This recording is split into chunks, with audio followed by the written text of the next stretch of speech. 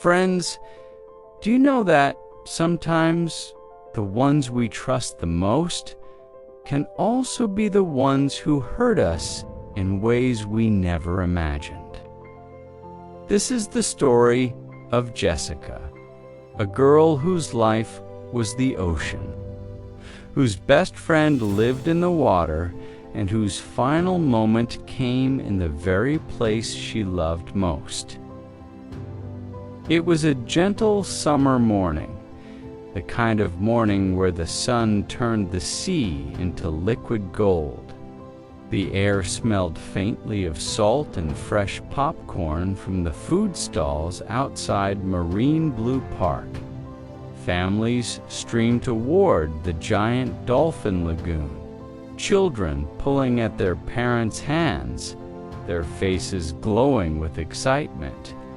Somewhere behind the stage, Jessica stood in a small dressing room, her heart calm, her mind focused. She was wearing her blue wetsuit, her hair tied neatly into a braid. Around her neck hung a small silver pendant shaped like a dolphin, a gift from her father the day she became a trainer. She touched it softly before stepping out. Jessica wasn't here just for a paycheck. She had dedicated her life to these creatures. For her, the lagoon wasn't a tank, it was a home, and the dolphins were her family.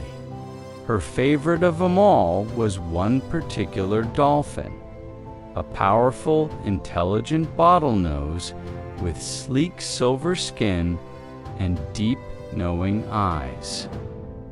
Over the years, they had built something rare: trust. This dolphin would follow her voice, understand her gestures, and often nudge her hand gently after a show, as if to say, "We did well today." The stadium was packed. The announcer's voice boomed over the speakers. "Ladies and gentlemen, welcome to the Dance of the Ocean." The crowd roared. Jessica stepped out, waving across the shimmering blue water. The dolphin appeared, cutting through the surface like a living arrow. The show began beautifully. The dolphin leaped high into the air, twisting before diving with a splash that sent waves crashing over the first rows. Jessica swam beside him, the two moving in perfect unison. The audience clapped and cheered, children laughed, cameras clicked. It was magical. Then came the grand finale, the trick that everyone had been waiting for. Jessica would place her hands under the dolphin's jaw, and he would push her out of the water, lifting her high above the surface in a graceful display of trust. They had done it hundreds of times before. But as Jessica reached out to him, something felt wrong. His body was tense. His movements were sharper than usual. She hesitated, but the music swelled. The crowd waited, and she took her position. In an instant, the magic shattered. The dolphin jerked violently, throwing Jessica backward into the water. The audience gasped. Before she could recover, he slammed into her side with brutal force, knocking the air from her lungs. She tried to swim toward the ladder, but the dolphin was already circling her, faster and faster. And then, in a flash, he lunged. His jaws closed around her torso. The water exploded into foam. People screamed. Trainers shouted his name, throwing fish into the far end of the lagoon, banging the sides of the pool. But he didn't let go. Jessica's hands reached toward the surface. her silver pendant glinting in the sunlight one last time. And then both she and the dolphin disappeared beneath the water. The stadium fell silent except for the panicked cries of children. Seconds passed, then a minute. The trainers jumped into the pool, searching. But when the dolphin finally resurfaced, Jessica wasn't with him. The water carried a dark, spreading stain. The show was over.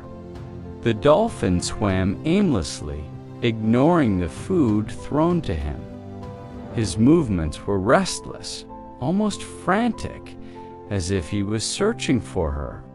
Some witnesses swore they saw something in his eyes that day, confusion and something that looked like regret.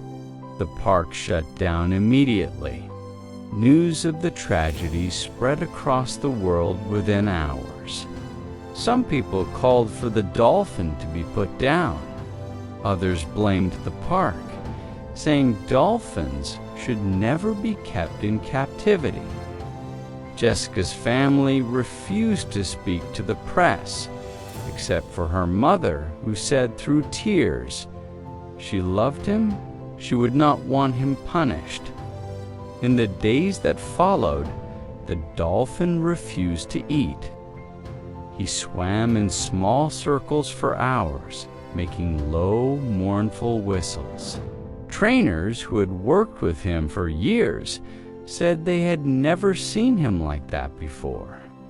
It was as if he knew he had lost something he could never get back. The dolphin never performed again. He was moved to a quiet, private pool away from the public.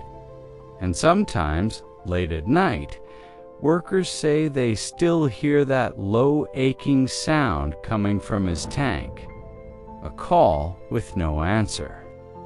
Friends, do you know sometimes love is so deep that even after it destroys, the heart that caused the pain is the one that feels the emptiest?